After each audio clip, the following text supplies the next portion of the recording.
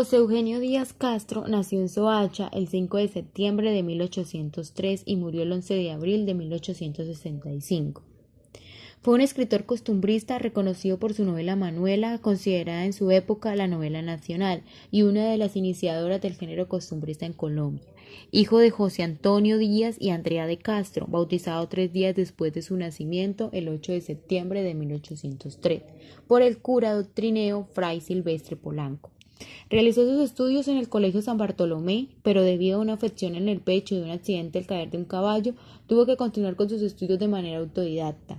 Para subsistir, se dedicó a las labores del campo, algunas veces como propietario y en otras como mayordomo en tierras calientes y frías de Colombia. En 1848 dirigió un negocio de prensas de tabaco en Ambalema. Pasó sus últimos 5 años en cama aquejado de una enfermedad crónica.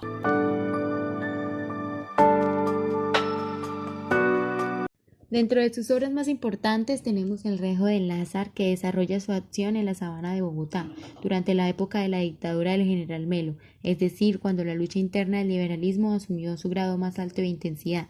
La segunda es la novela costumbrista Bruna la Carbonera, primitivamente titulada Las aventuras de un geólogo. Empezó a aparecer en la sección del folletín del periódico El Bien de Bogotá. Narra las costumbres de la gente y sus alrededores en el siglo XIX. La tercera desarrolla su historia en el año 1828, donde un monje de un monasterio escapó y el convento le carga a don Ventura Ahumada, jefe de la policía de Bogotá, la búsqueda y devolución de la oveja perdida.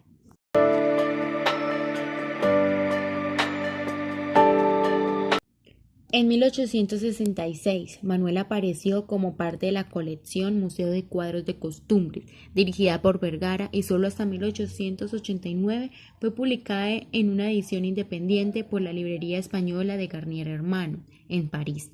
Su origen campesino, su carácter sencillo y pobre y los baches de su cultura nunca fueron del todo aceptados por sus contertulios de Bogotá. Por eso, el Mosaico suspendió la publicación de Manuela, a pesar de que aparentemente Vergara, José Manuel Marroquín y Ricardo Carrasquilla alcanzaron a retocar los 8 capítulos aparecidos en el periódico.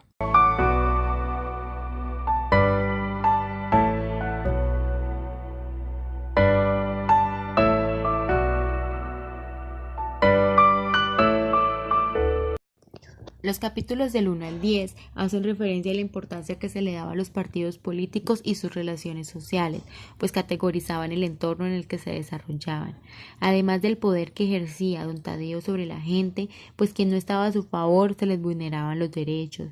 La Constitución del 21 de mayo no tenía mayor importancia, pues el único mecanismo de poder era el acuerdo municipal del 18 de mayo, que tenía un triunfo sobre los tadeístas, el destierro de Manuela, los esclavos atados como seres sin derechos ni vida.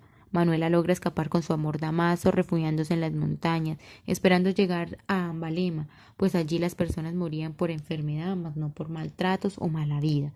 También se narran las divergencias liberales de una república cristiana. Finalmente, Manuela decide casarse con Damaso a pesar de la ausencia de Demóstenes. Se casan el 19 de julio de 1856, día que los tadeístas incendian la iglesia, y Manuela, en manos de sus seres queridos y amados, da su último respiro.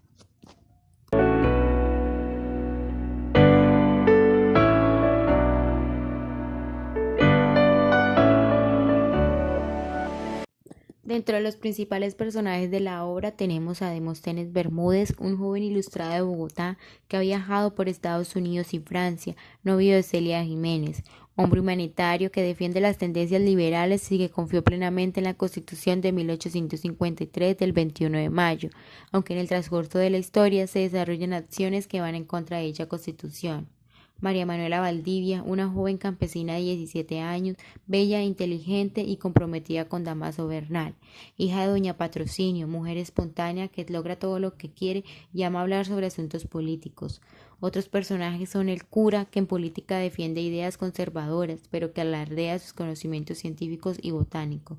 Representa la imagen religiosa de la historia y desarrolla una buena relación con Demóstenes Bermúdez. Celia Jiménez, una muchacha distinguida de familia conservadora de la capital, perteneciente políticamente a los gálgotas. Y por último, tenemos a Tadeo Forero, dacroniano, quien calumnia e inicia procesos judiciales temerarios para hundir a las personas que se interponen en su camino. Varias jóvenes han sido víctimas de sus abusos, principalmente Cecilia, liberal que busca ganarse el pueblo con sus discursos con beneficios personales. Trabajó en la incendia de Don Blas. Para él, prima el medio sobre el fin. Otros personajes de la historia son los propietarios de las haciendas Trapiches, Eloy, Blas, Cosme, Matías, que representan el poder económico, Dimas y Elías, expertos cazadores y vaquianos de Montería. Los conflictos que se desarrollan en la obra son la esclavitud, las diferencias entre los partidos políticos liberales y conservadores, el machismo, la pobreza, la desigualdad, los conflictos bipartidistas y las diferencias ideológicas, entre otros. Debido a la negativa situación que estaban pasando por los malos manejos políticos, cada partido decidió darle fin a sus enfrentamientos.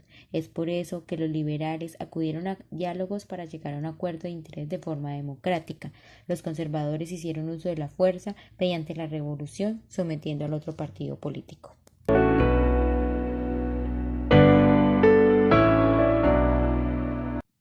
El uso de un lenguaje coloquial logró la interpretación e imaginación de la época, permitiendo entender los conflictos, hechos y demás situaciones que se desarrollaron y formaron parte de la historia de Colombia. Además, se logra evidenciar las necesidades ideológicas y carencias sociales, políticas y económicas que vivían los partidos tanto liberales como conservadores. El costumbrismo fue importante para lograr un paralelo entre las costumbres de la época en la que se desarrolla la historia con la de ahora.